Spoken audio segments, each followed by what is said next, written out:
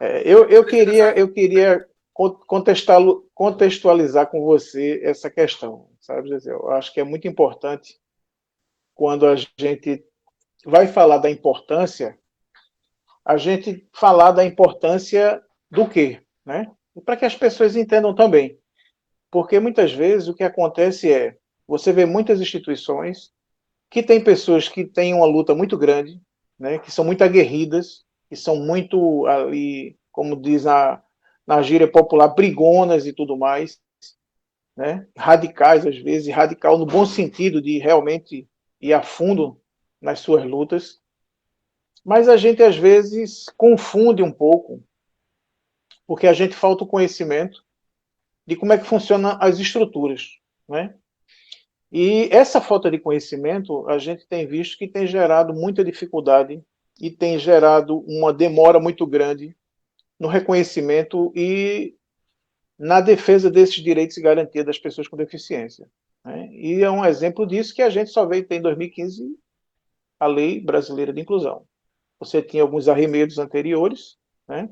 Mas se a gente imaginar, como eu tinha falado lá na live com Ritinha, da Associação de Deputados Sem Limite, se você for imaginar que teve um período de 1880 a 1900 e pouco, que Libras era proibido, ou seja, era uma forma de você realmente excluir as pessoas, e que só lá para 1950, 60 que você começou a se falar alguma questão em relação à inclusão de pessoas com deficiência, que sempre foram vistas, né, à margem da sociedade como problema. De você tratar hoje pessoas como questões maiores, por exemplo, de tribos indígenas que sacrificam filhos, crianças quando nascem com alguma deficiência, por acharem que se trata de maldição. Então, assim, as questões culturais, religiosas também que são muito fortes em relação a isso. E a gente entender o contexto de como é que nasce essa luta e o que é que efetivamente essa luta representa e o que é que ela realmente quer mudar na sociedade. Porque não adianta simplesmente a gente ter uma lei, né? A gente tem muitas leis que elas só estão no papel. Por quê? Porque elas não entraram ainda na cultura, no consciente coletivo das pessoas. Porque não existe essa compreensão. Então, quando a gente trata essa questão da importância das instituições, eu acho que falta às vezes às instituições essa questão de entenderem o seu papel e a sua importância e o que elas representam de mudança na sociedade nessa defesa, nessa luta pelos direitos e garantias. E aí eu vou lhe dar um exemplo muito claro disso, né? A gente às vezes tem instituições, e eu tenho participado de muitos fóruns, de muitos debates, e a gente sempre vê assim muitas reclamações. E reclamação é o que não falta, porque realmente a lei, como ela não está incluída nesse consciente coletivo, como eu falei, você tem uma dificuldade muito grande que as pessoas entendam qual é o papel delas e qual é o que é que elas têm que respeitar, né? E aí você vai desde a discriminação pela deficiência até a questão do não respeito a ocupar uma vaga destinada a uma pessoa com deficiência que precisa ter um local mais próximo de acesso. Então, são coisas básicas. Se a gente for analisar hoje, a gente vê muitos vídeos, muitas contestações, que hoje você tem de pessoas que simplesmente ocupam a vaga porque foi só um instantezinho que parou ali, que não tinha ninguém, né? A questão de caixas preferenciais, as pessoas às vezes confundem o que é preferencial com o que é exclusivo, em banco. Então, tudo isso são questões que ainda não ficou muito claro no consciente coletivo. E as pessoas, elas nunca têm essa consciência quando não é com elas, né? Então, como na verdade a pessoa com deficiência ela faz parte de um chamado grupo minoritário, como você tem em vários outros grupos minoritários, você passa despercebido dessa questão coletiva que é da maioria. Então, as associações, as fundações, as instituições de uma maneira geral do terceiro setor, que trabalham esses direitos e garantias, elas às vezes elas confundem o que é a luta institucional com o que é a luta pessoal. E aí você tem realmente uma dificuldade grande, e aí você vê muita gente que tem muito boa intenção, tem muita vontade, muita garra, mas que na verdade ela não entende o ambiente que ela está inserida. E você montar uma associação não significa que você simplesmente está fazendo a coisa certa ou que aquele é o melhor caminho. Porque tem muita gente que necessariamente não precisa de uma associação para fazer uma luta. Você tem muitos movimentos que são criados e eles são informais. Mas você não entender o ambiente que você está inserido, você vai estar ali, às vezes, prejudicando e colocando uma situação crítica para as pessoas que estão junto de você e que foram ali tragadas, né, que foram puxadas ali na intenção, na boa intenção de tentar ajudar naquela causa. Então, você hoje tem muitas instituições que ainda estão informais, apenas no movimento. Você tem muitas que foram registradas, mas que não passaram do cartório, ainda não tiraram o CNPJ. Você tem outras que já têm o CNPJ, mas também nunca fizeram inscrição municipal e também não sabem para que fazer isso. E você tem outras que até conseguem avançar essa barreira toda burocrática, mas que se perdem porque, na verdade, elas não sabem como agir, como tratar e como ter sustentabilidade. E aí é muito importante que as pessoas saibam que uma associação, uma fundação, ela não é diferente de uma empresa, de uma sociedade. Ela precisa de sustentabilidade para que ela possa sobreviver, para que ela possa ajudar o governo na execução de políticas públicas. Esse é o papel fundamental. A sociedade civil organizada, ela tem um papel importantíssimo, que é de fazer a ponte entre esses anseios da sociedade com os governantes, levando essas informações para que elas se traduzam em políticas e que depois elas possam ajudar o governo na execução dessas políticas, porque o governo ele não tem pernas nem braços para poder cumprir toda essa execução. E muitas vezes o que a gente vê é que nem está acontecendo uma coisa nem outra. Né? Você é testemunha disso, a gente participou agora recentemente de uma reunião de um fórum de associações, e eu dei a ideia e fiz a pergunta, questionei e dei a sugestão que agora nós estamos vivendo num pleito eleitoral, num período eleitoral, né, municipal. E o que é que essas associações, o que é que essas instituições que fazem a defesa de garantias e direitos da pessoa com deficiência estão fazendo de propostas, de proposições efetivas, de discussão com os candidatos sobre políticas públicas que atendam as pessoas com deficiência, que diminuam essa desigualdade, que gerem inclusão. Então, na verdade, a gente não vê esse movimento, mas você tem muita coisa para reclamar. Às vezes você reclama do município quando a responsabilidade é do Estado ou da União. Então, a falta de entendimento também de onde vem o recurso e quem é o responsável por determinada questão, ela é muito complexa e ela dificulta muito essa falta de, digamos assim, educação cívica, né? É de você entender como é que funciona a questão da estrutura administrativa do Brasil. O que é a função de um Congresso Nacional, o que é a função da Assembleia, o que é a função das câmaras de vereadores, de prefeito, governador, presidente, ministros, vereadores, deputados estaduais, deputados federais, senadores, como é que funciona, quais são os instrumentos de transferência de recursos, e essas transferências de recursos do governo através das parcerias do MIROSC, que é o marco regulatório das organizações de sociedade civil, elas não significam sustentabilidade, elas significam ali que a instituição ela tem que ajudar, ela está ali se propondo a ajudar o governo na execução de política pública. E muitas vezes essas instituições elas estão precisando de ajuda.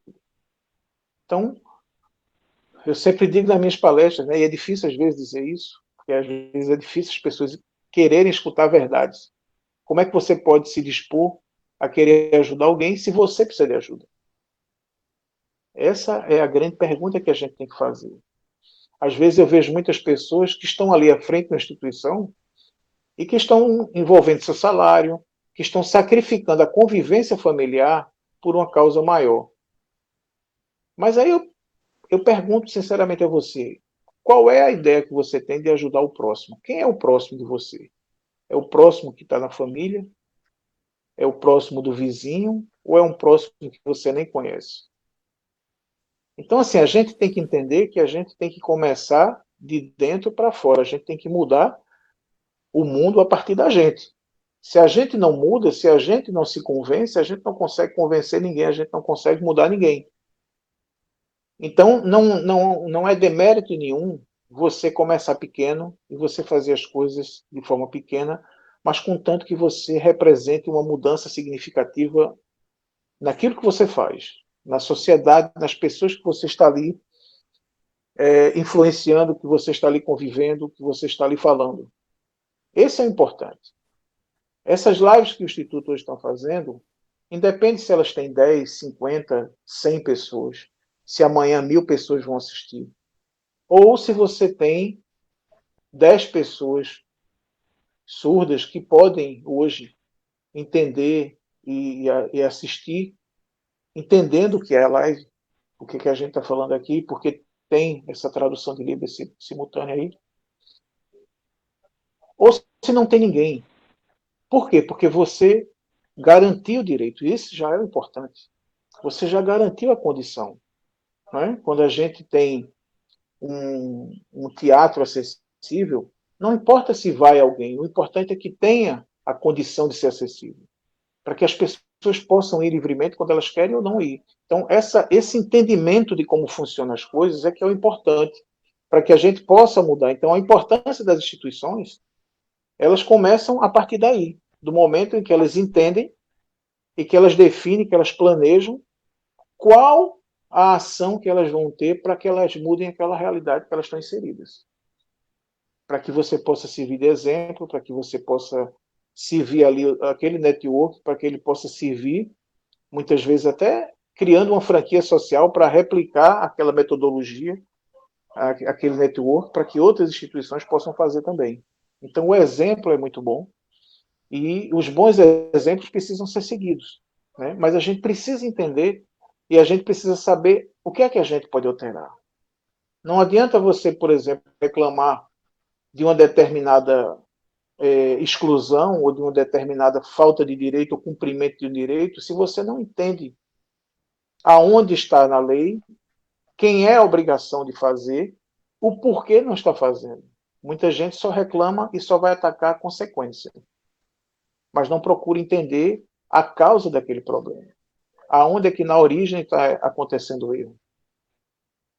E eu acho que a função principal da associação, principalmente porque envolve as pessoas que estão diretamente ligadas digamos assim, diretamente afetadas por essas exclusões e por essa falta de respeito e do cumprimento de direitos, é que deveriam, assim, trazer todo esse contexto, trazer todas essas informações e transformar isso em propostas. E transformar isso em conhecimento para que a sociedade possa ter esse conhecimento. Isso é que é muito importante. Mas fale aí, porque se deixar, eu vou falar a live todinha aqui e você não fala. Assim, eu vejo o desejo de muitas pessoas criar instituições para poder tentar se organizar. Mas, às vezes, dentro do segmento da pessoa, existem várias instituições que estão desorganizadas. Aí, aquela pessoa que faz parte daquela instituição, ela prefere sair da instituição, criar uma outra, do que tentar organizar aquela faz parte. Então, assim, isso dificulta bastante a luta do segmento da pessoa por deficiência. Porque você tentar organizar o que já existe, poder contribuir, as pessoas querem criar outra instituição. E quando a gente cria uma instituição, ela não é da gente, né? Ela é um instrumento que é do povo, que é para todos contribuírem. E muitas pessoas criam a instituição como se fosse dono, entendeu? Como se fosse uma empresa privada e que ele fosse um sócio ali, um sócio majoritário. E aí ele não quer deixar outras pessoas ocupar os espaços. E se cria grupos dentro das instituições que acaba acontecendo tipo uma disputa de poder. E dessa forma, ela enfraquece o segmento da pessoa com deficiência, né? E aí, quando você sai de uma estrutura, de uma associação, e vai para outra, você tem que ter um planejamento, tem que saber do mercado, o que é que você vai atuar, para poder estar fortalecendo o segmento da pessoa com deficiência. O senhor falou para mim que era muito melhor fazer de uma instituição do que estar criando outra. Eu acho isso muito importante, entendeu? Eu sou uma pessoa que eu não estimulo, não sou uma pessoa que estimula assim de primeira vez a criação de muitas associações. Eu sou um crítico disso. Porque, na verdade, apesar da Constituição ela falar que o direito à associação é livre, né?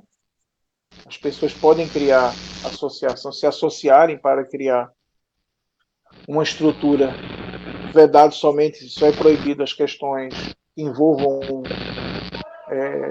o exercício paramilitar. Está tendo alguma dificuldade aí no som, Gisele. Eu acho que está dando chiado danado no som. Acho que é o fone. É a conexão do fone. Melhorou? Melhorou. Melhorou agora?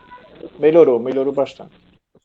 Então, embora a associação seja um direito constitucional livre, as pessoas não entendem e não praticam o que é o associativismo. Ora, associação é a reunião de pessoas. E quando a Constituição, o Código Civil, ela fala de associação de pessoas, ela não distingue entre pessoa física ou jurídica. Então você pode ter associações que tenham pessoas físicas, só pessoas jurídicas ou pessoas físicas e jurídicas. Ainda continua com interferência.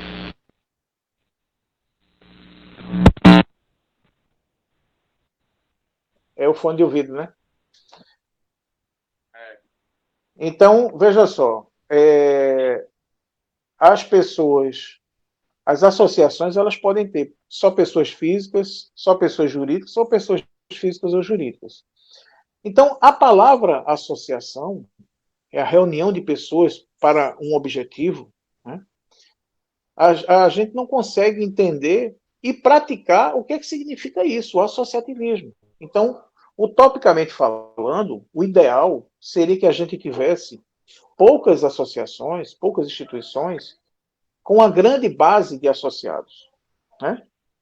Historicamente, se você fosse analisar por isso, quem seriam as associações mais fortes que você teria nos municípios? As associações de bairro. Porque essas associações é que deveriam entender a realidade daquele bairro, daquelas pessoas que moram ali. Então, aquelas associações deveriam ser as mais fortes. E a gente vê exatamente o contrário. São associações fracas, geralmente cooptadas por políticos, e que ficam ali dividindo a comunidade, e que, na verdade, não tem nenhuma legitimidade, nenhuma representatividade daquela comunidade. Claro que isso não é uma regra, né? Você tem exceções. Mas é muito importante, por quê? Porque a gente não consegue entender o que é essa representação, o que é essa legitimidade. Você, às vezes, até tem a legalidade. Você monta uma associação, pessoas que moram ali, que fazem. Você tem a legalidade, mas você não tem a legitimidade, você não tem a representação. E aí, muitas vezes, a pessoa tem um projeto. A pessoa ela tem ali uma boa ideia, aquilo ali pode se transformar num projeto, mas ela não tem experiência nenhuma administrativa. E aí você vai montar uma associação e você vai ser presidente dessa associação e você não tem nenhuma expertise, você não tem nenhum dom administrativo para representar. E aí você vai ter que se preocupar com a parte jurídica, com a parte contábil, e você vai começar a pedir um monte de favor, e você vai ter aí um monte de pessoas que acham que estão fazendo bem, advogados, contadores, que entram, na verdade, para tentar ajudar, e, na verdade, não têm uma expertise no terceiro setor, e estão ali assinando, às vezes, um estatuto, assinando um balanço, de forma irregular, e condenando aquela instituição à morte. Ela já nasce morta. Por quê? Porque não houve planejamento. Muitas vezes você tem instituições, eu brinco com isso, que eu disse que o brasileiro ele é muito criativo e ele inovou nessa questão e ele criou uma nova modalidade jurídica no Brasil. Ele criou as autarquias privadas, né? Que a gente tem, na estrutura de pessoa jurídica pública, de direito público, a gente tem as autarquias, que são ligadas ao poder público, e aí o terceiro setor ele criou as autarquias privadas, porque tem instituições que elas só dependem de recurso público. Elas só dependem de recurso público, então é só projeto. No dia que acabar o dia do projeto, no dia que mudar um governo, ela fica ali na geladeira, na gaveta ali, esperando a oportunidade de fazer de novo um outro projeto para continuar. Elas não têm sustentabilidade. Então, o cara ele não entendeu o que é que a Constituição falou, ele não entendeu o que o Código Civil falou, e ele não entendeu a prática da convivência com a questão, com essa questão da associação, como é que ela deve atuar. Então, isso é muito, muito complexo, é muito complicado. Então, por isso que, quando uma pessoa diz assim, olha, eu queria montar uma associação, eu queria que você me ajudasse a montar uma associação. Então, você tem que chegar, entender o que é que ela quer, saber se realmente aquela associação ali cabe aonde, porque muitas vezes você não faz sequer uma pesquisa do que é que você quer fazer. Então, é a mesma coisa de você pegar um dinheiro, ou de você não ter dinheiro e querer ser empreendedor e querer montar uma cafeteria num bairro onde já tem 10 cafeterias. Porque você não sabe qual é a sua concorrência, você não sabe quem é que está atuando naquela área, e você não sabe que tipo de ações estão sendo feitas ali. E, na verdade, você não tem ação nenhuma, você só tem uma boa vontade de trabalhar e de lutar e de mudar, porque, às vezes, aquela associação que você participava, ela não tem essa atividade muito, muito efetivamente colocada para a sociedade. E isso não impede que você participe, que você seja proativo naquela associação, que você desenvolva um projeto e que você vá aplicar aquele projeto naquela associação. Então é importante essa compreensão e, principalmente, saber no que é que isso está afetando realmente, não só a associação, mas como as pessoas que estão envolvidas, que são os beneficiários daquelas ações. Às vezes você tem associações que, elas, por uma falta de enquadramento, elas caem no enquadramento tributário da imunidade para isenção. Isso gera um prejuízo financeiro que vai dificultar a execução dos projetos. Então é muito importante você ter toda essa compreensão, por isso que é cada vez mais exigido que as instituições elas tenham advogados, contadores, que são pessoas especializadas no terceiro setor, que entendem a legislação e, mais do que isso, entendem essa formatação de planejamento dessas instituições. Porque não é simplesmente você analisar um estatuto. Hoje em dia a gente chega ao absurdo de alguém que quer montar uma associação e pega um estatuto na internet, no Google, muda o nome, acrescenta alguma coisa, imprime, assina e pede para um amigo advogado assinar ali, porque ainda vai dizer ao cara que o cara está fazendo um ato de voluntário. Que aquilo ali está fazendo uma ação social. E está prejudicando a instituição e prejudicando todo o ecossistema daquelas instituições que representam uma pessoa com deficiência, que vai estar ali subutilizada, mal planejada, e o resultado que a gente vê é isso, a demora, passo de tartaruga para a gente poder ter a implementação de uma lei e para poder ter um consciente coletivo que entenda e que pratique essa inclusão, que empodere, como é hoje, por exemplo, essa questão da Semana Nacional que a PAI também está promovendo, e com um tema muito interessante, que é o empoderamento que gera, né, que proporciona essa inclusão. Quando as associações, quando as pessoas se sentem empoderadas, isso também facilita na inclusão. E muitas vezes as pessoas não conseguem, então ficam ali, é como se você estivesse enxugando gelo, é como se você estivesse ali numa luta que você não sabe com quem você está lutando. Ou muitas vezes você está indo para uma luta sem saber quem é o inimigo, né, e sem armas, que é pior ainda. Então, essa é um fato muito importante, Gesiel, e eu vou lhe dizer mais. A experiência, os cabelos brancos da barba, a maturidade traz algumas questões que você vai acoplando, né, que você vai juntando como experiência e prática de vida. E não tem como você, às vezes, brigar ou achar que todo mundo vai pensar igual a você. Esse é o grande erro que a gente tem. Entendeu?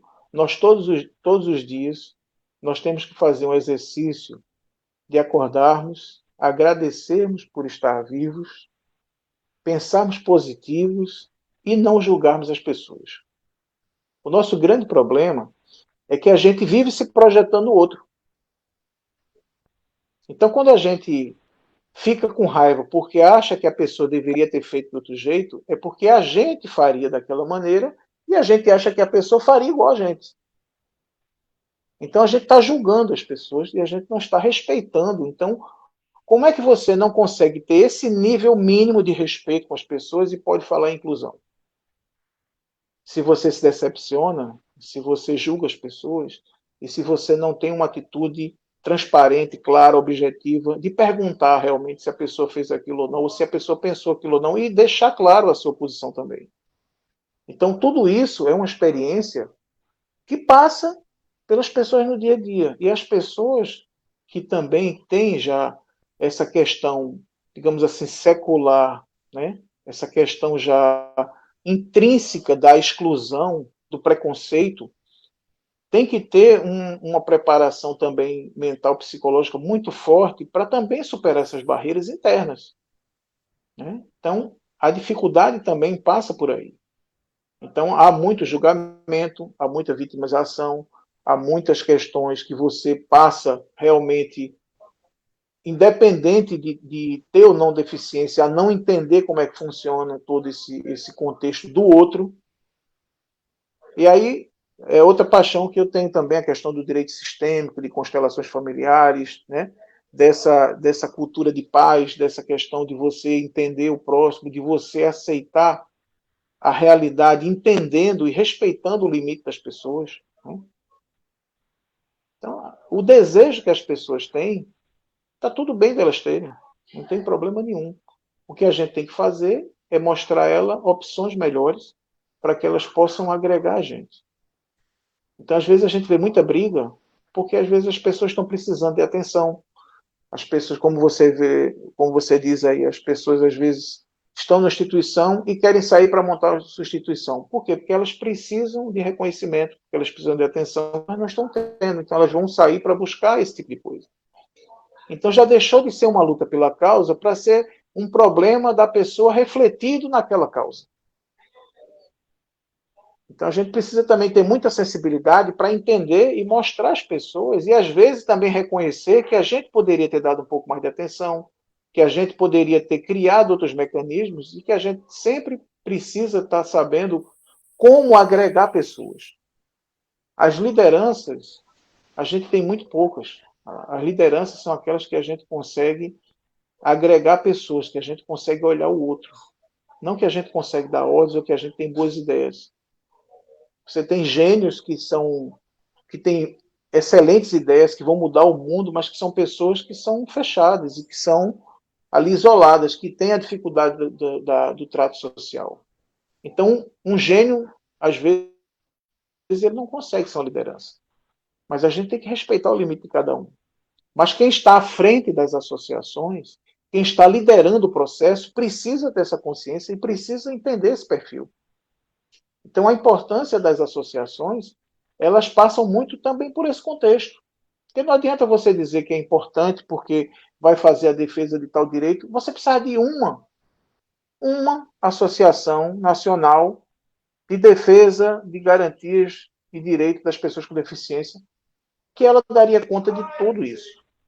Mas a gente tem milhares, a gente tem perto de 800 mil instituições no Brasil, um número enorme, quase mais de 50 mil instituições, né? Uma rede APAI, uma rede Pestalozzi, várias redes que tratam questões específicas, as doenças raras, a parte de assistência social, a parte de educação, a parte de saúde, a parte de cultura. Mas, na verdade, tudo isso está interligado, porque uma associação na defesa de direitos e garantia da pessoa com deficiência, ela aborda todos esses aspectos, não é só assistência social. ela aborda a educação, ela aborda a saúde, ela aborda a cultura, ela aborda a tecnologia.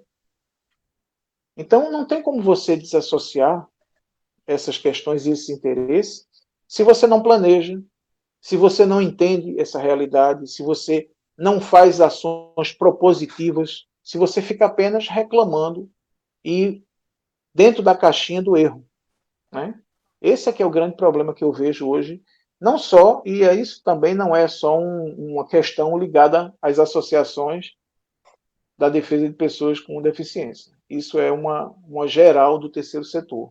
Essa falta de compreensão. A gente vive num país, o Brasil, ele adotou o direito positivo. Isso significa que nós vivemos sobre leis. Então, tudo que você tem que fazer ou deixar de fazer tem uma lei que disciplina. Você pode não conhecer, mas existe uma lei para disciplinar toda a vida e sociedade. E mesmo aquelas que a gente está vendo agora como as questões digitais, do mundo, né, digital, elas já estão começando a ser disciplinadas também. Então, tudo aquilo que você faz ou deixa de fazer tem alguma lei. As pessoas podem não conhecer. E o pior é que a própria Constituição e a Lei de Introdução ao Direito Brasileiro diz que ninguém pode se dizer desconhecedor da lei para deixar de aplicá-la. Né? Então, muitas vezes você vê coisas surreais de uma pessoa muito simples e humilde, que a gente vê que não tem conhecimento, e que simplesmente está caçando ou mata uma ave silvestre e que vai ser presa porque é um crime inafiançável. Porque alguém que pensou essa lei estava pensando no traficante de animais silvestres e não naquela pessoa rural que está ali, que está fazendo aquilo ali como uma caça normal. Então, a lei também tem as suas falhas. Então, se você também não consegue entender isso, se você também não consegue compreender isso, se você não consegue, dentro dos seus pares, ter esse tipo de discussão, gerar esse tipo de discussão para a sociedade, você não consegue mudar a sociedade. Você não consegue mudar a partir de você. Então, como é que você vai conseguir convencer alguém a mudar, a entender isso, se às vezes você mesmo não entende? Então, essa importância, ela parte desse pressuposto. Então, às vezes as pessoas podem estar achando assim, essa live está muito surreal.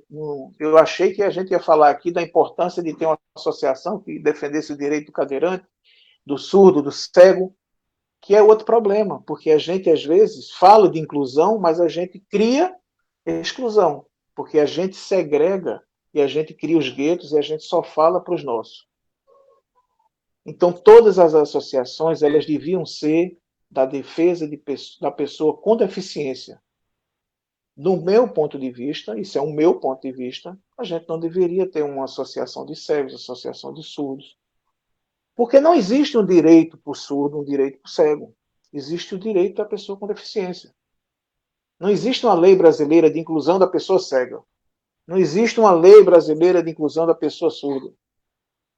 O que existe é uma lei brasileira de inclusão da pessoa com deficiência. Então, eu acho que todas as associações que hoje são segregadas, elas deveriam procurar se unir, juntar forças, para entender, a partir de outros exemplos, as dificuldades, entender a dificuldade do outro, e também economizar os custos administrativos, jurídicos, contábeis, fortalecer os projetos, a captação de recursos e ter uma efetiva mudança para a sociedade, para todas as pessoas. Então, hoje eu trabalho muito fortemente em juntar associações, em fortalecer associações, para que a gente possa criar realmente o sentido do associativismo, de você fazer as coisas de forma associada. Mesmo que não seja para você desfazer das associações, mas para que você crie consórcios. O próprio Miroski, que é o marco regulatório das organizações de sociedade civil, ele já traz isso de forma forte também, quando ele diz que você pode trabalhar em rede. Você pode ter uma instituição e pode ter outras instituições menores que têm mais capilaridade, então você vai trabalhar ali em rede. É isso que a gente precisa ter, é isso que a gente precisa fortalecer nas associações. Não adianta você estar sozinho, você estar isolado, e você está com um discurso de inclusão, quando na verdade você está promovendo a exclusão. E você está preocupado com a sua deficiência e está esquecendo a do outro. Então, como é que você quer que a pessoa que não tem deficiência pense em você e não nela que não tem deficiência? Então, são conceitos, são coisas que, infelizmente, a gente tem que falar porque as pessoas precisam parar para refletir. Não é obrigado a concordar, né? Pode ser que nesse momento eu esteja sendo muito xingado, mas eu acho que a gente tem que provocar essa discussão, a gente tem que provocar essa reflexão, até para que as pessoas testem e digam, não, o que esse cara está falando ele é errado, e eu gostaria muito de ser provado que estou errado, porque não tem dificuldade nenhuma também em reconhecer os erros e mudar. Né? Mas mais de 20 anos de prática de advocacia, esse mês de agosto, eu completei 26 anos de formado em direito, de advogado. Né? Se você colocar aí mais 5 anos de faculdade, são 31 anos, então isso significa que você já tem um caminho grande e mais de 20 anos atuando no terceiro setor. Né?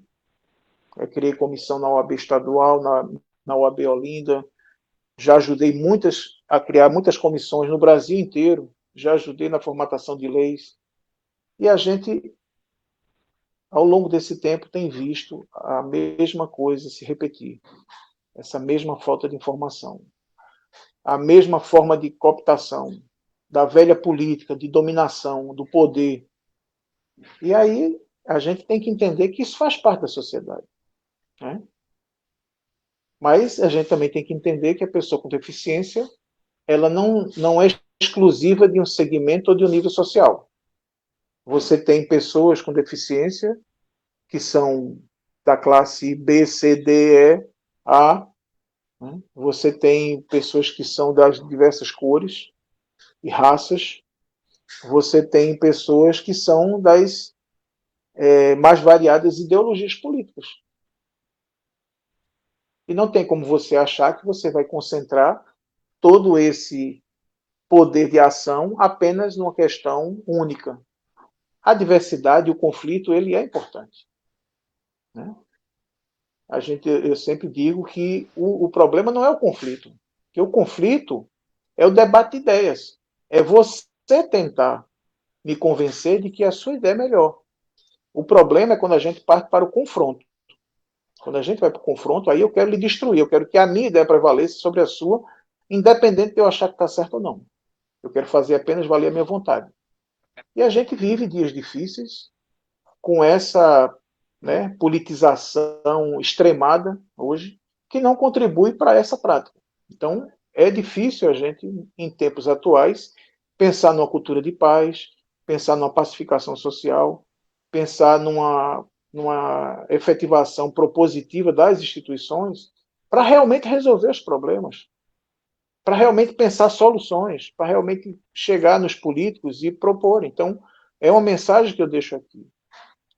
Se reúnam, participem de fóruns, promovam reuniões com os seus candidatos, com os candidatos a prefeitos dos municípios de vocês, apresente propostas, procure saber qual é a ideia que ele tem em relação, quais são as políticas que ele pretende implantar em relação à pessoa com deficiência. Então, isso é muito importante, porque é a partir daí que você vai mudar efetivamente essa situação que a gente vive hoje de desrespeito, de exclusão, né, de preconceito das pessoas com deficiência. Me diga o que é que você acha dessa fala. Você que está vivendo isso na realidade, né? Isso no seu dia a dia. Eu acho que é importante até testar com você mesmo se o que eu estou falando você acha que tem algum sentido isso, ou se eu estou exagerando, ou se eu acho que é importante esse debate também, vindo de você, que é uma pessoa com deficiência, cadeirante, está como presidente de uma associação, mas já está no movimento há muito tempo, também faz parte de governo, também está ligado às questões políticas esse tempo todo aí, tentando entender um pouco. É importante, assim, também entender a sua visão em relação a tudo isso e o que é que vem sendo praticado e o que é que a gente está tentando mudar agora a partir do Instituto. Doutor André, faz Faz mais ou menos uns 16 anos que eu estou no segmento da pessoa com deficiência.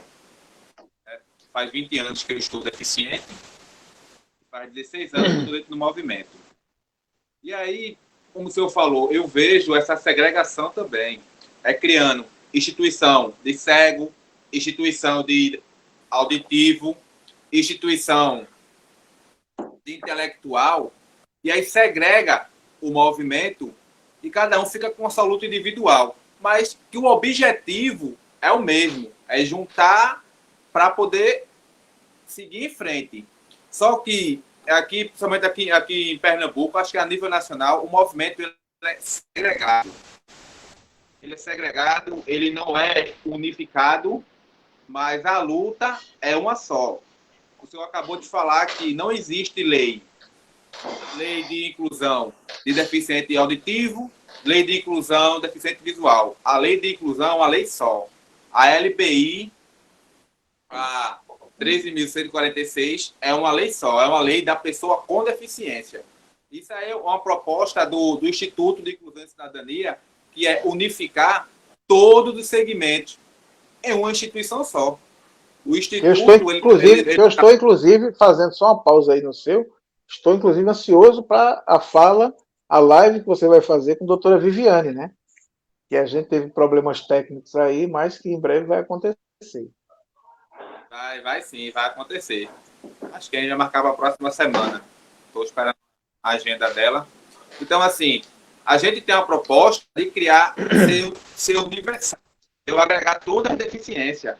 É o aspecto autista, é a pessoa com deficiência física, é o deficiente visual, dentro de uma instituição só, para garantir isso a inclusão. Isso é a diversidade. Entendeu? Então, e a gente está nessa luta de construir isso. Se as associações pensassem nesse mesmo objetivo, nesse mesmo mecanismo, hoje o segmento ele estava muito avançado. Muito avançado. Tem várias federações de pessoas com deficiência, mas as federações são segregadas.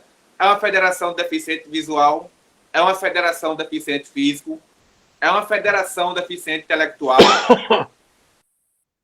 Então, assim, eles mesmos se separam, mas com os mesmos objetivos. E aí dificulta a garantia do direito da pessoa com deficiência.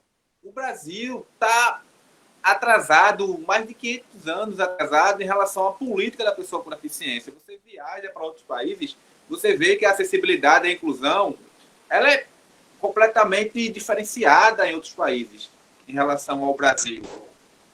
Você sai do Brasil, você vê a acessibilidade na forma universal. Aqui no Brasil, ela não é universal, a acessibilidade. A inclusão aqui no Brasil, ela não acontece universal. Entendeu? Então, assim, hoje é preciso criar uma carteirinha da pessoa com deficiência autista, do aspecto autista. Aí vai criar uma carteirinha também para o deficiente físico, vai criar uma carteirinha para deficiente visual. Não existe isso. Era para ter uma carteira da pessoa com deficiência. Entendeu? As instituições ela tem um poder de estar construindo isso, de estar fortalecendo isso, para poder garantir os direitos. E elas não, elas pensam no próprio umbigo. E principalmente nesse momento político que a gente está vivendo, muitas instituições, os seus presidentes estão entrando na política, estão ocorrendo os cargos eletivos aí, se candidatando a pré-candidato a prefeito, pré-candidato a vereador. E aí, por quê? Porque ele acha que vai conseguir mudar alguma coisa, mas ele, dentro da instituição, ele tem um poder de um vereador.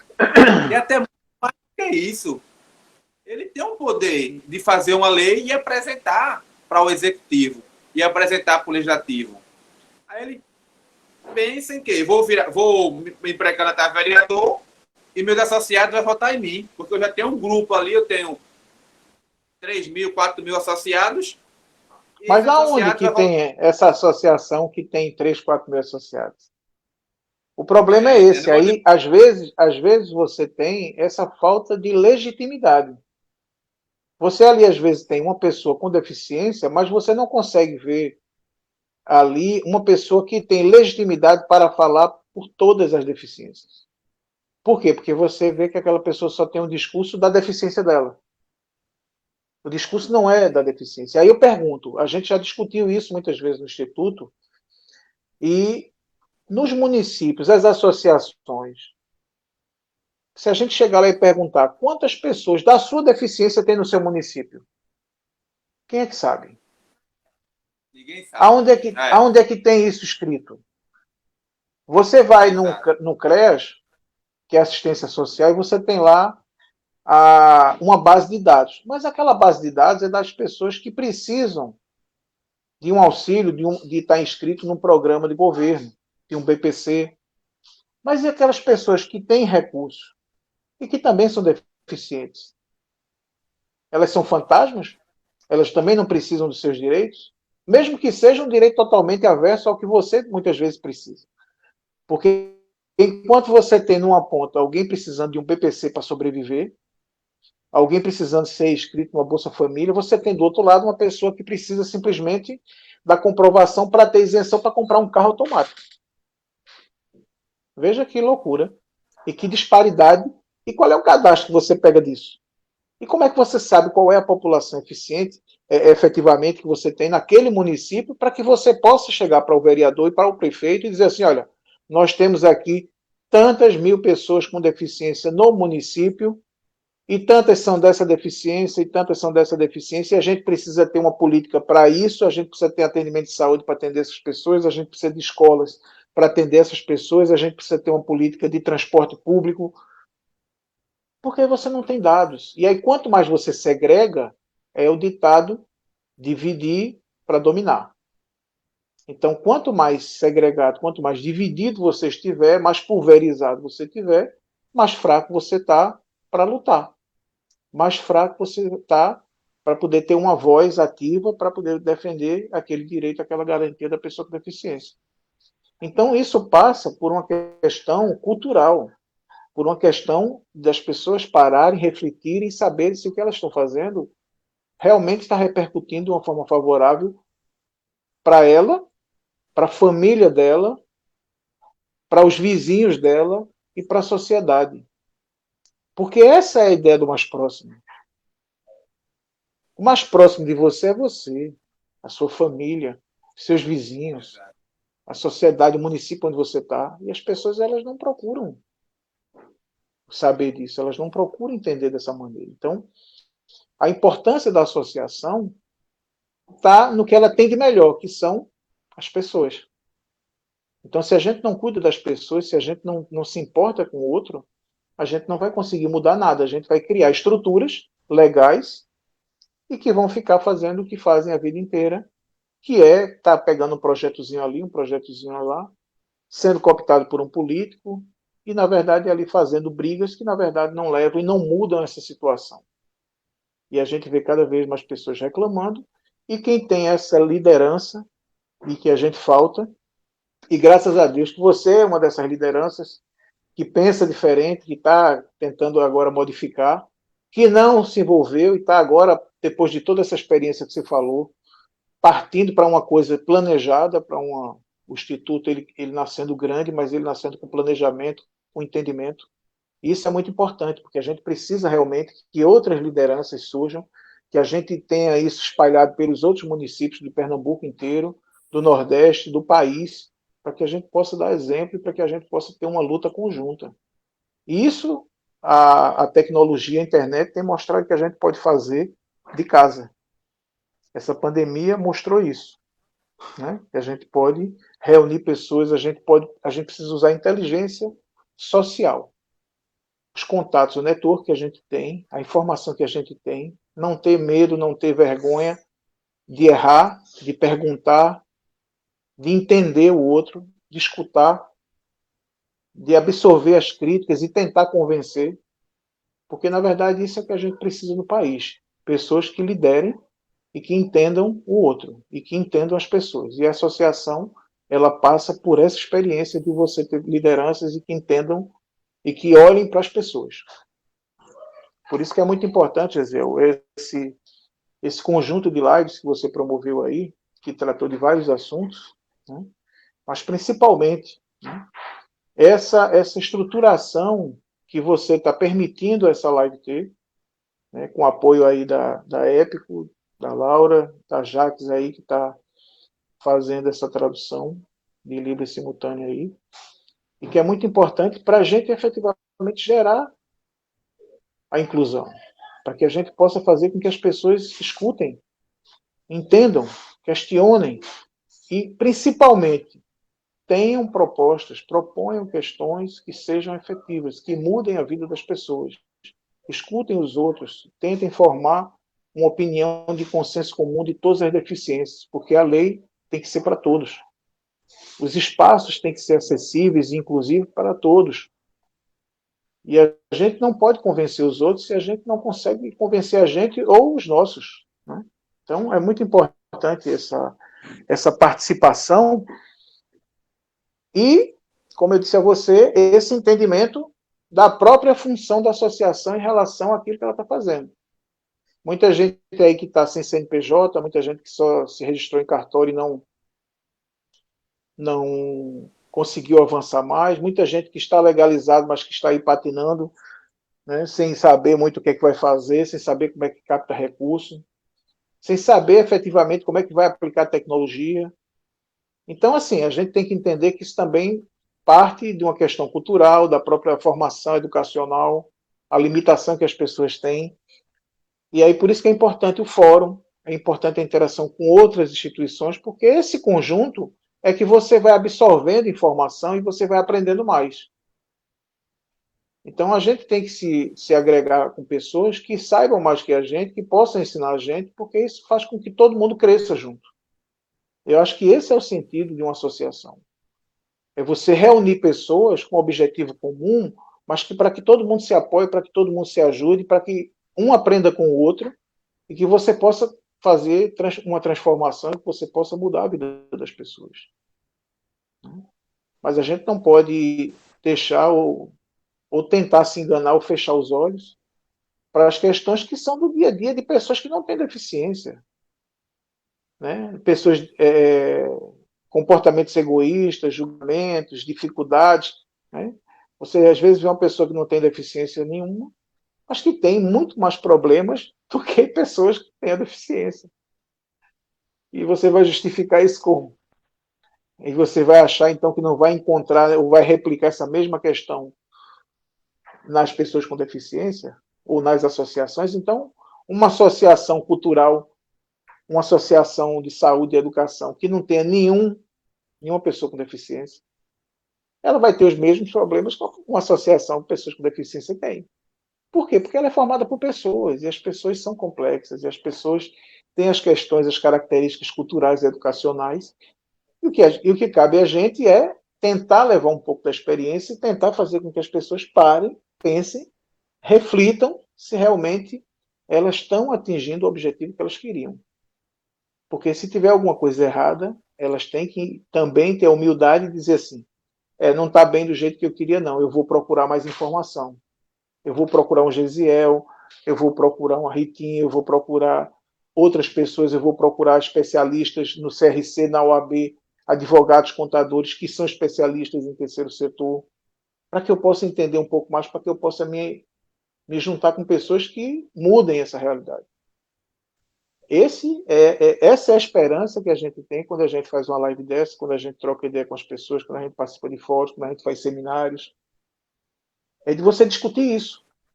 E não você estar reunido ali em guetos discutindo os problemas somente daquelas pessoas. Isso, para mim, é exclusão. Isso, para mim, é você fomentar a separação. É você fomentar categorias. Isso não é bom. Isso não ajuda a mudar a sociedade.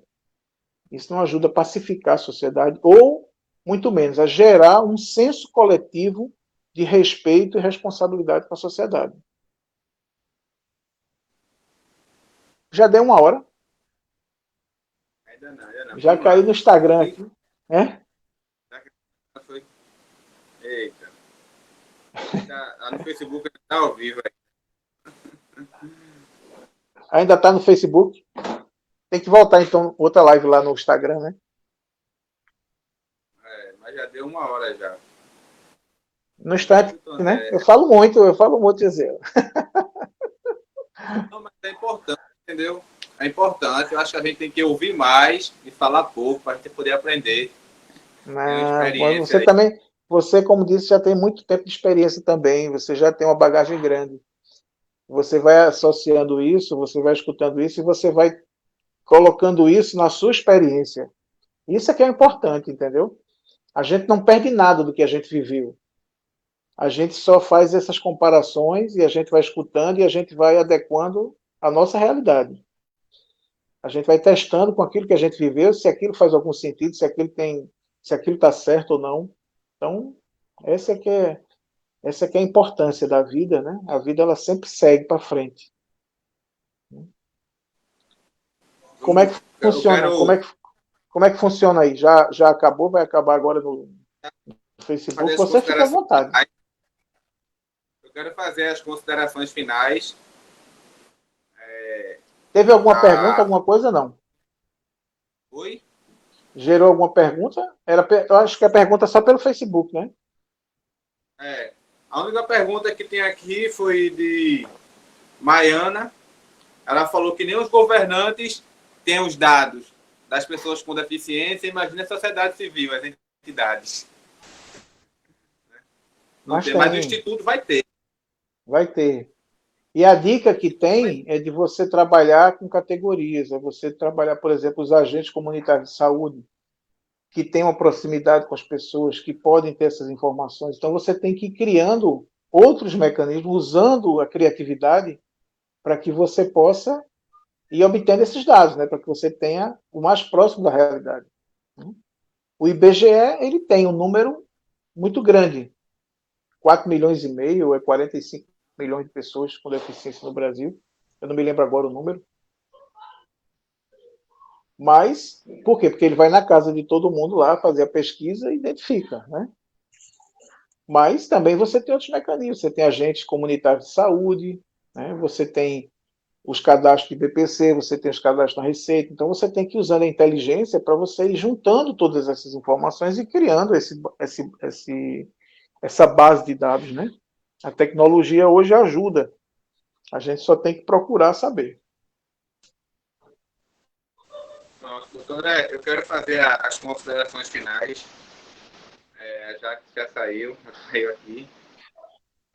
Entendeu? Quero agradecer ao senhor, agradecer a Épicos, agradecer a Ajax por estar garantindo a acessibilidade comunicacional.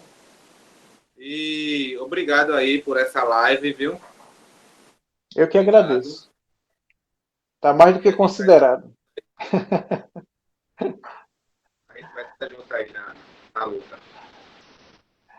Muito obrigado. Vamos seguir em frente. Estamos juntos na luta. Um abraço, boa noite a todos aí que participaram. O mundo evoluiu rapidamente. E o seu negócio ou empresa precisa acompanhar essa nova ordem social. Se sua loja estiver presente nas redes sociais de uma maneira forte e coordenada, os resultados serão incríveis. Mas se achar que isso não é importante... A Épico Agência tem uma equipe empenhada e dedicada para cuidar do seu marketing digital e criou um programa para micro e pequenas empresas, ajudando assim a fortalecer o mercado e reaquecer as vendas. Nós da Épico Agência estamos fazendo a nossa parte. Seu cliente passa em média 4 horas por dia nas redes sociais. Fala com a gente!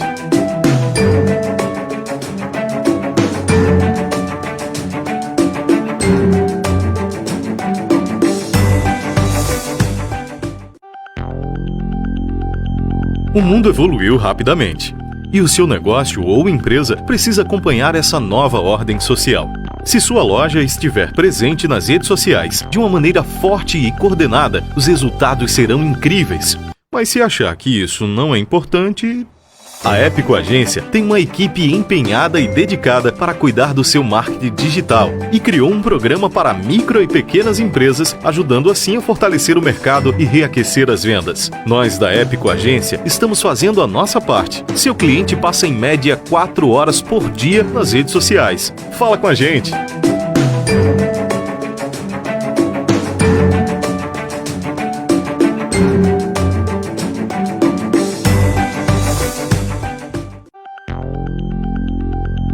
O mundo evoluiu rapidamente.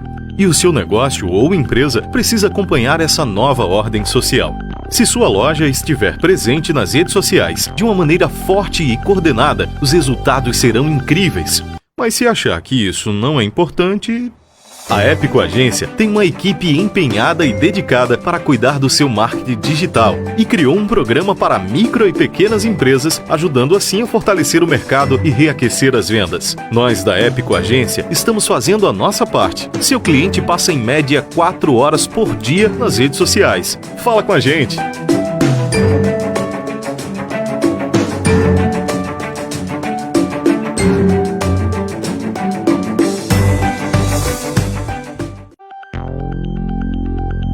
O mundo evoluiu rapidamente. E o seu negócio ou empresa precisa acompanhar essa nova ordem social. Se sua loja estiver presente nas redes sociais de uma maneira forte e coordenada, os resultados serão incríveis. Mas se achar que isso não é importante... A Épico Agência tem uma equipe empenhada e dedicada para cuidar do seu marketing